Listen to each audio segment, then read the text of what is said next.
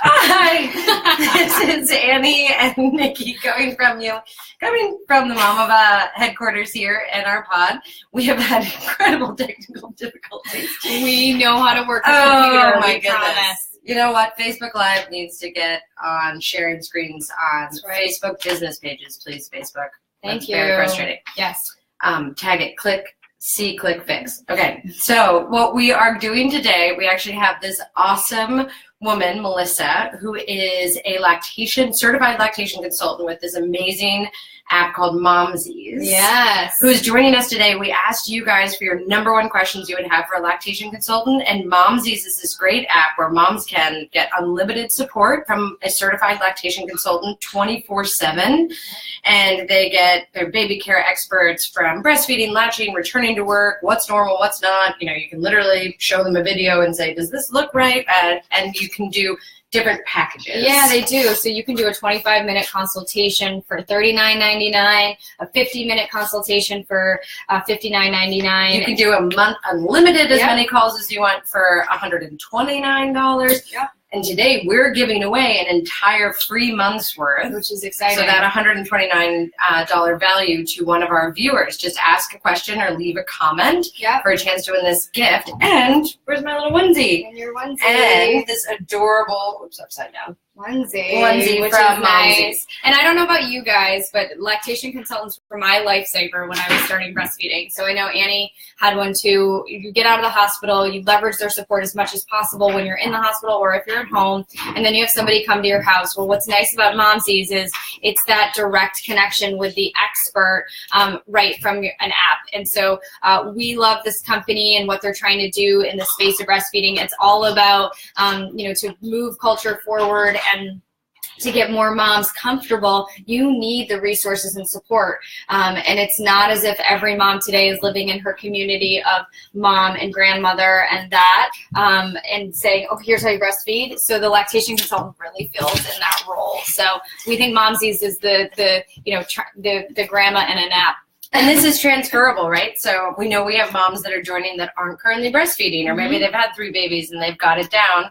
But this could be a month subscription that you give at a baby shower, which is a really invaluable gift to give to a new mom. So even if you're thinking, oh, well, this isn't super pertinent to me, it could definitely be transferred. You know, we've got a great list on our website of gifts to give to the breastfeeding mama, and this would be a great addition to that on-demand support. Yeah. Yeah, in the hospital, I actually rang the nurse button every single time that Avery latched in order to get a lactation consultant or one of the amazing nurses on the mother-baby unit. To make sure the latch was right. So that I got as much support in the hospital as possible before I left. Whereas I know you had a home visit. I did, and I called my amazing lactation consultant. She was called the Boob Whisperer because she is a boob whisperer. Her name is Sally, and it's so interesting because, especially with a second child, like the latch is different. Like the babies make a different, like Addison's mouth was so much smaller than Asher. She said she was really just like going like this. Now she has his food, but yes,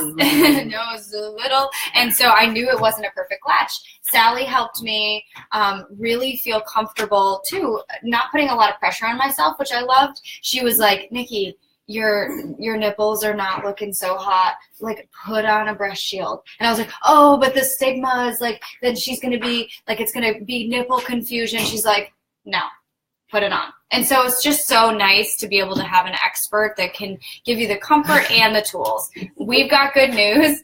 We have Melissa here. We got Melissa. So, guys. Hi, Melissa. This is going to be funky. We're going to have to roll with it. There's Melissa. So this feels like the Inception version of a Pumpcast. We're like, it's a screen within a screen within a screen of a video. So we're making this work.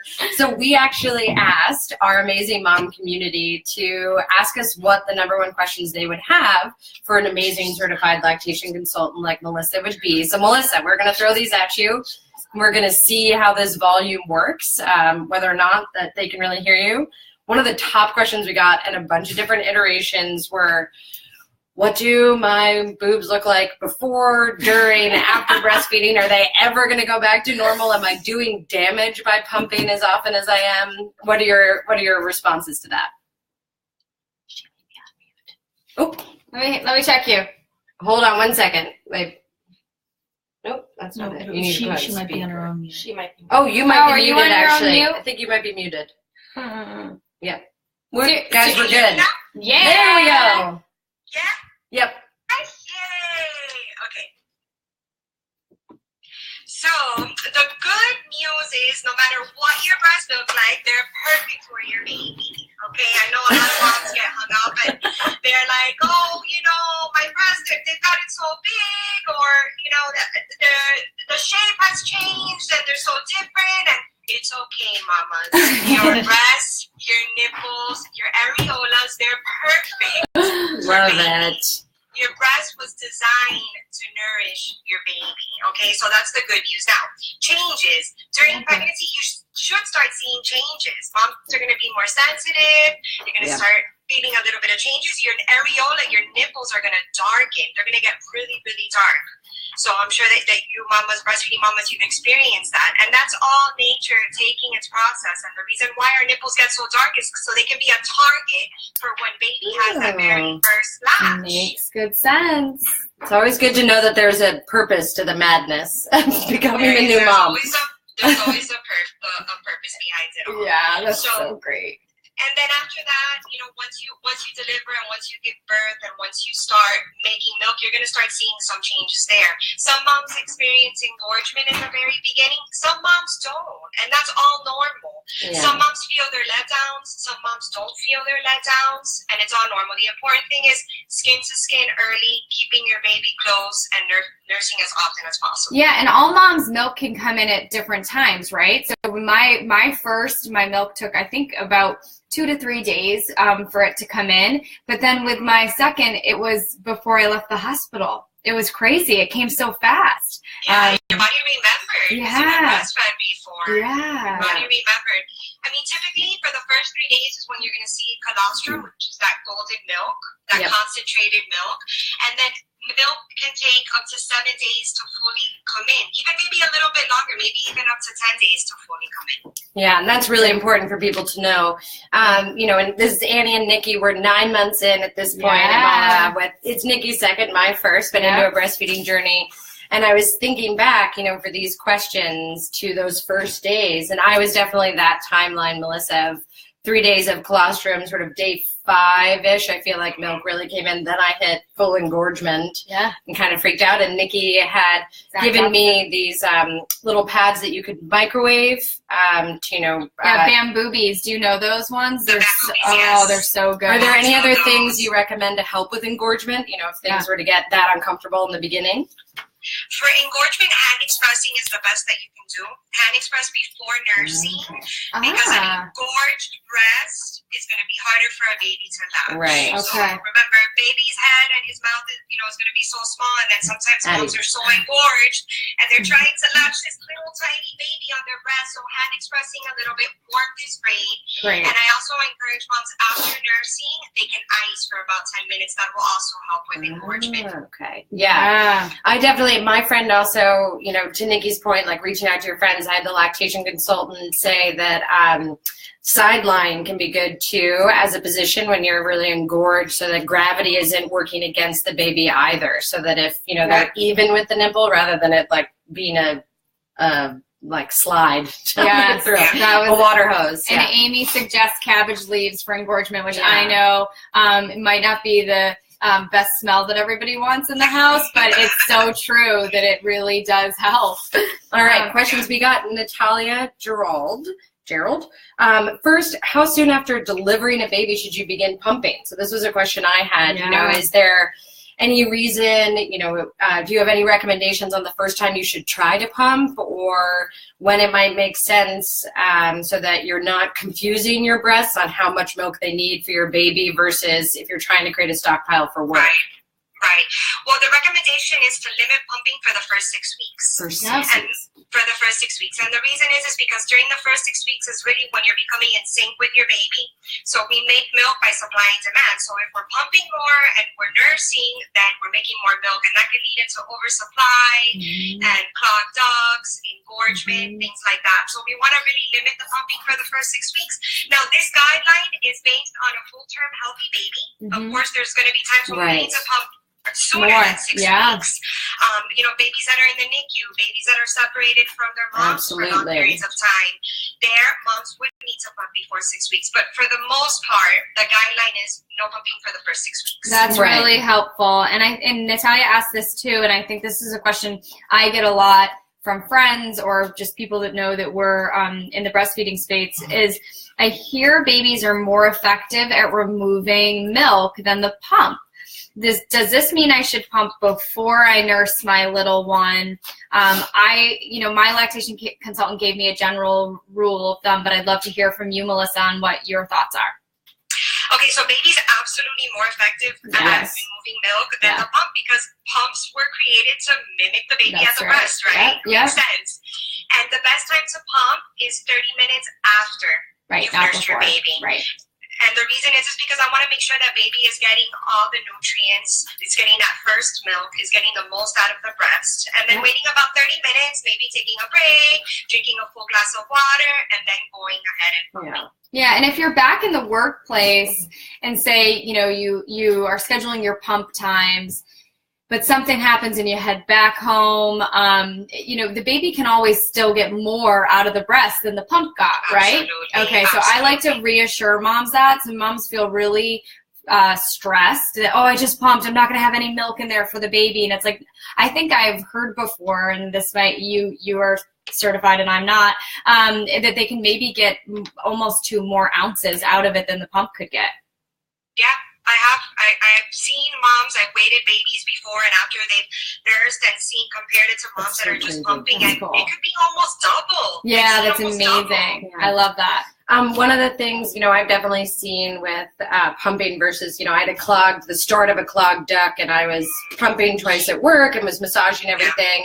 I got in the shower when I got home and massaged it, put the baby on it, 5 minutes, Avery had it pulled out, even though I'd pumped for a half an hour. So Cassandra joined us and has an amazing question. Yeah. Any tips on pumping enough once you're back to work while still being able to maintain nursing while you're with your baby? So how do you get the pump to do the best job it can when you're away from baby? And how do you keep that nursing relationship with your babe when you're home? Okay, well, definitely I still encourage warmth. I know that it can be tough sometimes in the workplace. Massaging while you're nursing. Some moms don't know, but we have milk ducts that go all the way up into our armpit. So really getting in there, massaging all the way through, maybe taking some time and trying to manually express for about 5 minutes before you even turn on the pump. Okay. And then pumping, of course, both breasts at the same time are going to maximize your milk output. Absolutely. Okay. And we can tell you, Cassandra, that's what we've done here for the past 6 months. In this space. Yeah. In this space, right? No, I definitely do the grip. If it's, if it's not working, I mean, you really awkwardly feel like a water hose. But. Yeah, and you can maintain it, and you'll maintain it on weekends when you're home with your baby. You'll nurse, Annie nurses on a regular schedule. I nurse on demand, and I can still keep up with my milk supply. Things change when solids are introduced. That's been my life as of right now, so hopefully that's some good information for you. We've got another one that I love that is a very common question. And you tell us what you think, Melissa. But Denise Alejandra Castillo asks, how can I encourage my breastfeeding 13-month-old to sleep longer stretches? She says, I've heard breastfed babies don't sleep through the night. However, I know some moms that do, like ours. And so I know she doesn't want it to sound like a sleep question, but are there things you would recommend as a lactation consultant to look for, or encouraging ways to help exclusively breastfed baby sleep through the night? Well, the very first thing is that we need to understand sleep. And I know that it's hard for us not to get into that comparison train. My friend's baby's sleeping the whole night and mine's not. So when we're really looking at the evidence and we're looking at the research, babies that are less than 2 years old are still waking up at night at least once. Okay, this is completely normal. I mean, even us as adults, sometimes we're not necessarily standing up and getting out of bed, but we're waking up, we're kind of looking around, it's not morning yet, and you go back to bed. Something that I encourage moms to do is maybe offer a sipping up with a little bit of water, maybe just carrying baby, cuddling baby, trying to see if you can get baby back to sleep. And again, this recommendation is so different for every family. Some moms feel completely fine with just, bringing their baby to bed and nursing them. Maybe they're home, so it's not that big of an issue. But for a mom that has to wake up at 6 a.m. every day, it could be. Yeah. And it's okay to set these healthy boundaries. It's whatever you feel comfortable with. Yeah, from my personal experience, Nikkie's making fun of me. I had a very big schedule for Avery. But what I ended up doing with those overnight feeds was actually starting to time them.